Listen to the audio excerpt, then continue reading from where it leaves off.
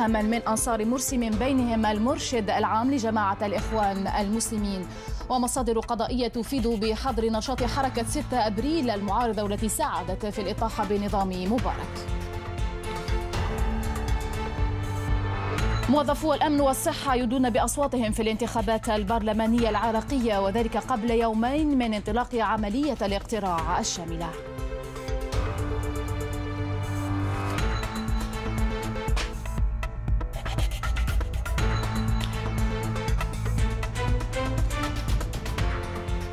أهلا بكم إذن معنا مشاهدينا، ونعود إذن من جديد إلى الجزائر العاصمة وإلى قصر الأمم بنادي الصنوبر لمتابعة مراسم تأدية الرئيس عبد العزيز بوتفليقة لليمين الدستورية. فخامة السيد رئيس الجمهورية، أصحاب المعالي، أصحاب السعادة، السيدات الفضليات، السادة الأفاضل، السلام عليكم ورحمة الله تعالى وبركاته.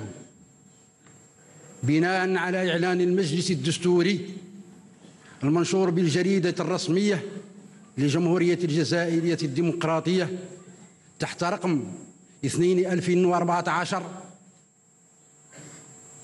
الصادر بتاريخ 22 جمادى الثانية عام 1435 الموافق للثاني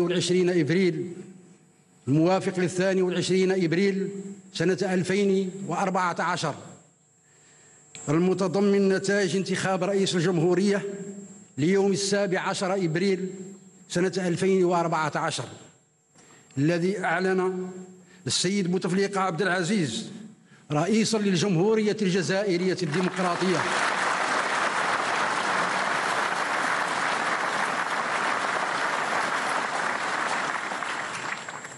وعملا بأحكام المادة 75 من الدستور التي تنص: يؤدي السيد رئيس الجمهورية اليمين أمام الشعب بحضور جميع الهيئات العليا في الأمة خلال الأسبوع الموالي لانتخابه، ويباشر مهمته فور أدائه اليمين. وعلى هذا الأساس أدعو فخامة السيد عبد العزيز بوتفليقة رئيس الجمهورية لأداء اليمين المنصوص عليها في المادة 76 من الدستور. نص اليمين الدستورية: بسم الله الرحمن الرحيم. بسم الله الرحمن الرحيم. وفاء للتضحيات الكبرى، وفاء للتضحيات الكبرى، ولأرواح شهدائنا الأبرار، ولأرواح شهدائنا الأبرار، وقيم ثورة نوفمبر الخالدة، وقيم ثورة نوفمبر الخالدة. أقسم بالله العلي العظيم، أقسم بالله العلي العظيم أن أحترم الدين الإسلامي وأمجده، أن أحترم الدين الإسلامي وأمجده، وأدافع عن الدستور، وأدافع عن الدستور، وأسهر على استمرارية الدولة، وأسهر على استمرارية الدولة، وأعمل على توفير الشروط اللازمة، وأعمل على توفير الشروط اللازمة للسير العادل للمؤسسات والنظام الدستوري، لسير العادل للمؤسسات والنظام الدستوري، وأسعى من أجل تدعيم المسار الديمقراطي، وأسعى من أجل تدعيم المسار الديمقراطي، وأحترم حرية اختيار الشعب، وأحترم حرية اختيار الشعب، ومؤسسات الجمهورية وقوانينها، ومؤسسات الجمهورية وقوانينها، وأحافظ على سلامة التراب الوطني، وأحافظ على سلامة التراب الوطني، ووحدة الشعب والأمة، ووحدة الشعب والأمة، وأحمي الحريات والحقوق الأساسية، وأحمي الحريات والحقوق الأساسية للإنسان والمواطن، الإنسان والمواطن، وأعمل بدون هوادة، وأعمل بدون هوادة من أجل تطور الشعب وازدهاره، من أجل تطور الشعب وازدهاره، وأسعى بكل قواي، وأسعى بكل قواي في سبيل تحقيق المثل العليا، في سبيل تحقيق المثل العليا للعدالة والحرية والسلم في العالم، للعدالة والحرية والسلم في العالم.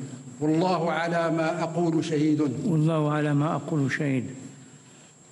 وعليه واعتمادا على بيان المجلس الدستوري المذكور وعملا بمقتضيات المادتين 75 و 76 مجتمعة أعطي إشهادا لفخامة رئيس الجمهورية السيد بوتفليقة عبد العزيز على أدائه لليمين الدستورية، والله ولي التوفيق، والسلام عليكم ورحمة الله تعالى وبركاته.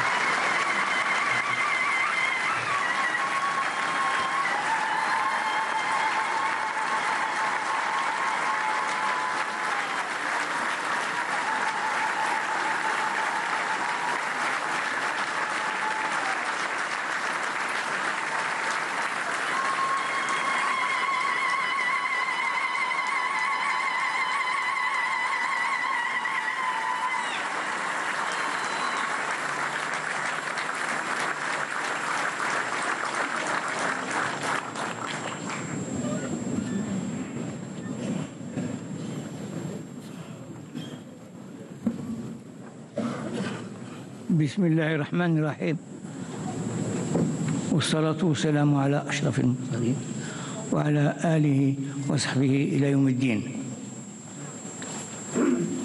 أصحاب المعالي والسعادة، سيداتي الفضليات، ساداتي الأفاضل،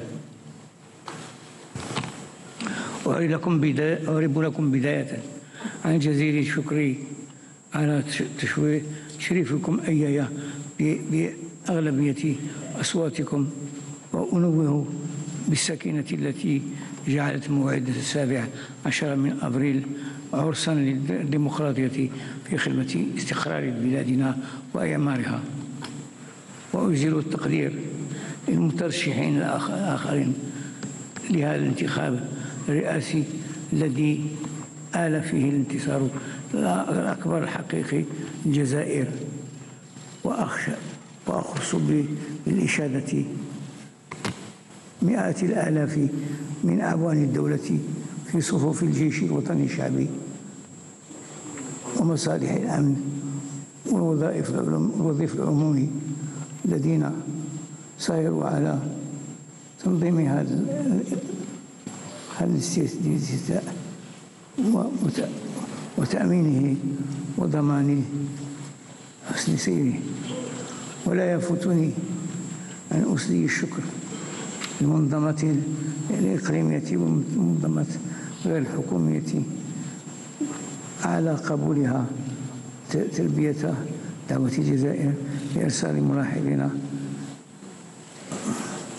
ليشهدوا على الظروف التي جرت فيها هذه الانتخابات، هذا الموعد الانتخابي في كنفها.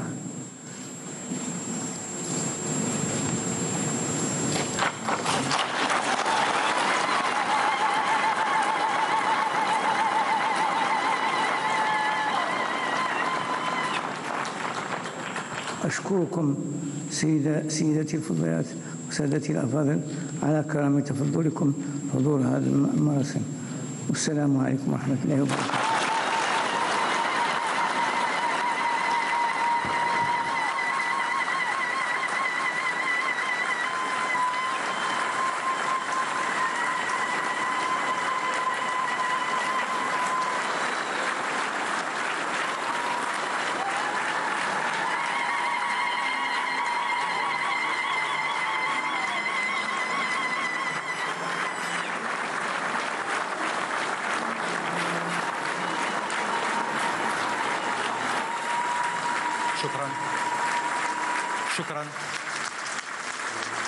شكرا.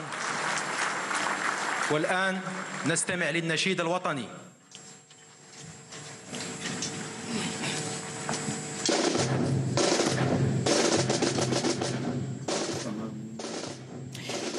تابعنا إذا مشاهدينا الكرام مراسم تأدية رئيس الجزائري عبد العزيز بوتفليقة لليمين الدستورية في احتفال عام إذا في قصر الأمم بنادي الصنوبر في